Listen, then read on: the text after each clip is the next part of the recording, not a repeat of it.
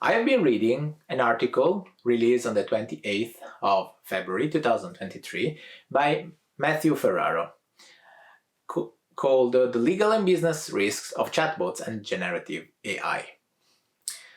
These tools have been in the spotlight in the last months because of their impressive results.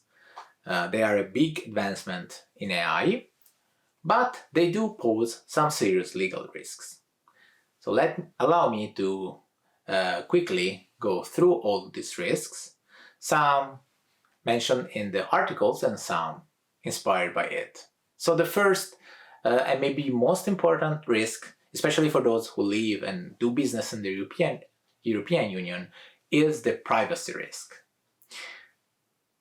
Usually, if you check the terms of use of those tools, you can see that the data that you send to those tools through the APIs that are available don't have enough data privacy protection, meaning that the data that you send is probably being kept for future purposes, including training. And this is most likely in direct violation of the terms you agreed with your customer. Another big risk is bound and related to the KPIs that you agreed with your customer.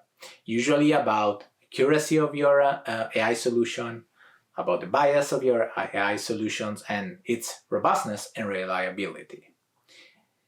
Now, in order to ensure these KPIs, you need to have control over all of the elements that compose your solution. But if you use these general trained models that are third parties API, you have no control over them. And so you cannot guarantee the KPIs that you agreed on with your client. Also, if you don't tell your clients that you're going to use this kind of tools, you might be performing some deceitful business practices. And this could expose you again to some serious legal risk. Also, cybersecurity is another risk. You're using an API, you're sending your data over the internet to another provider. And are you sure that this provider is using enough good cybersecurity good practices to protect your data? If you're not, you should be sure about it. And finally, but not last, especially for most of the chat application of these models, you need to take care and worry about the intellectual property risks. Right now, we do not know, there is no legislation about it, whether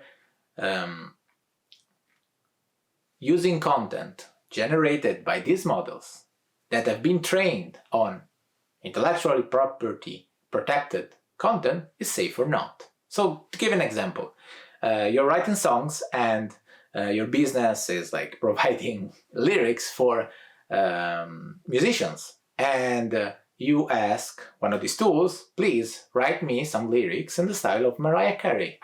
Now, are you breaching intellectual properties or no?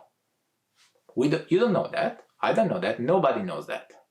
But if you're using this kind of tools for content creation, this could be a serious issue in the future. Now, does this mean that you should not use these models? Not at all. They can be very useful because they are also very powerful, exactly because they've been trained on such a huge amount of data and because they're so flexible. But you should always assess the risks and take proper action to mitigate them. This is exactly what is described in the draft of the AI Act, the new regulations that is being drafted by the European Union. As a company, we always followed the kind of approach that is being suggested in the AI Act because it's the safest one. But it is an approach that requires extra effort, thus extra cost. And most companies don't do it, exactly because it's more expensive. So, before using these models, make sure you consult with your legal department and with a serious AI professional that can guide you to understand whether use these general pre-trained models or not, and if so, if you decide to use it, how to mitigate the risk. Be safe.